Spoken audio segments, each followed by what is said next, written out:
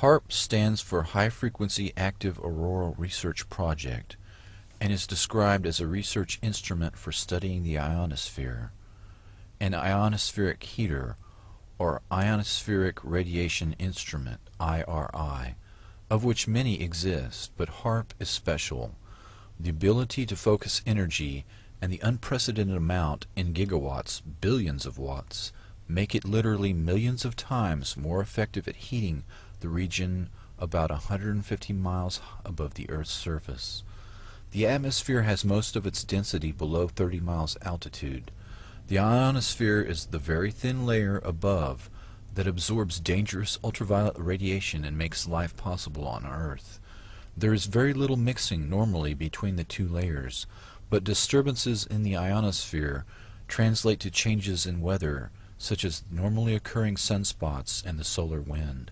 The main idea behind HAARP is the ability to direct electrons along the naturally occurring magnetic field lines of the Earth and accelerate them to near the speed of light, to form a protective shell of highly excited particles that not only block communications worldwide, but destroy missiles in their trajectory as they descend from space. The effects can be localized by punching a hole through the ionosphere to superheat an area 30 kilometers in diameter into a plasma shield. Any missile or aircraft would be destroyed that tried to fly through the plasma, which is the fourth state of matter. A hole in the ionosphere above an enemy country could kill by allowing the solar radiation to strike the surface of the Earth unhindered. Weather modification can also be used as an instrument of warfare by manipulating the electrojet and the jet streams which dictate climate. The publicly stated aim is C3, or Communications, Command and Control. The margin of victory in war is to block or intercept enemy communications and to secure your own. The signals in the ELF range can be generated by HAARP and heard anywhere in the world, and are used for Earth-penetrating tomography, basically finding enemy submarines or underground bases. Volcanoes and earthquakes cause electromagnetic disturbances, and it is theorized that EM disturbances might themselves trigger earthquakes and volcanoes. Dr. Richard Williams says the high-energy experiments will generate the equivalent of the output of 10 to 100 large power generating stations, and that tests of these kinds could cause irreversible damage, unquote. HAARP is the world's largest electromagnetic broadcasting station and may represent an escalation in the electromagnetic wars. The project is a creation of the U.S. Air Force and Naval Research. Publicly, it is an ionospheric research instrument, but it can be used to control weather and do electromagnetic sweeps that can be used for mind control of large populations. HAARP, located 30 miles from Fairbanks, Alaska, is the real focus of anti-missile defense that SDI, the Strategic Defense Initiative, purported to be, and much more. The public patent was titled A Method and Apparatus for Altering a Region of the Earth's Atmosphere, Ionosphere, and Magnetosphere.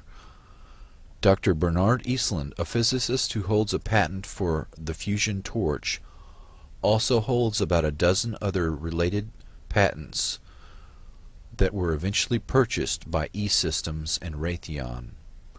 Patent number 4686605 claims the following uses: cause total disruption of all forms of communications over a very large portion of the Earth, missile or aircraft destruction, deflection or confusion, weather modification by altering solar absorption, also altering composition of the atmosphere.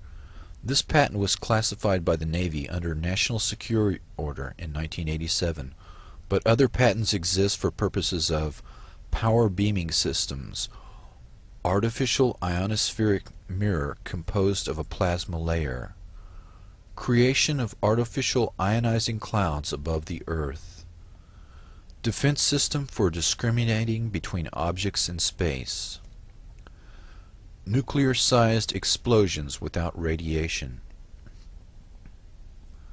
Dr. Yarrow states, Earth's axial spin means that a burst lasting more than a few minutes will slice through the ionosphere like a microwave knife, producing not a hole, but a long tear and incision, unquote. According to Dr. Elizabeth Rasher, the ionosphere is prone to catalytic reactions, so if a small part is changed, a major change in the ionosphere can happen.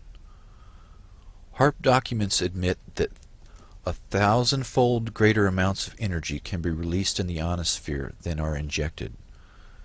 Stanford University experiments beaming radio waves, very low frequency waves, into the magnetosphere detected the signals halfway around the world.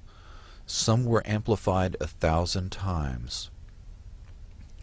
HAARP documents describe intentionally trying to get a runaway effect in the ionosphere. The instabilities commonly studied are approaching their maximum radio frequency energy dissipative capacity, beyond which the plasma processes will run away until the next limiting factor is reached, unquote. The first atomic weapons testing was done without knowing if the chain reaction would stop or keep going. Dr. Robert Oppenheimer admitted years later that, quote, the government knew that the scientists didn't know, unquote. The decision to pulse several gigawatts of energy into the ionosphere could cross a threshold. Walter Richmond wrote an account of such an event in a book entitled The Lost Millennium. The event began with a solar tap, a planetary short circuit. Quote, the surge of power became an avalanche. At the pole in the vertical plane of the Earth's magnetic field where the winds of magnetism would not rise to blow it out, 1 trillion watt-seconds of energy unleashed their fury on the polar cap in the first flash. Even as it discharged, the ionosphere was recharged from the solar furnace.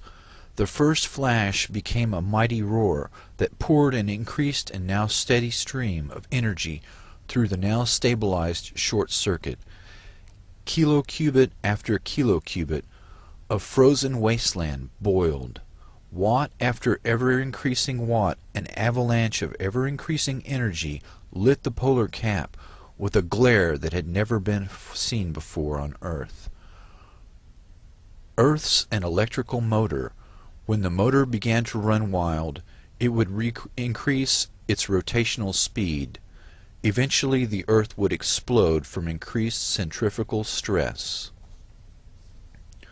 Dr. Teller tried to sell Alaska on Project Plowshare, the use of 6 thermonuclear weapons to excavate a harbor at Cape Thompson, Alaska.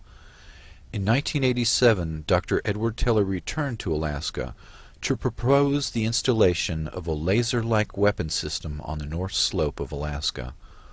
The weapon system Dr. Teller was trying to sell was classified and would not openly be discussed, but the presentations indicated this Star Wars weapon was in fact HAARP. In 1995, Congress killed funding for Star Wars, but HAARP continues as the ultimate SDI radio frequency radiation weapon.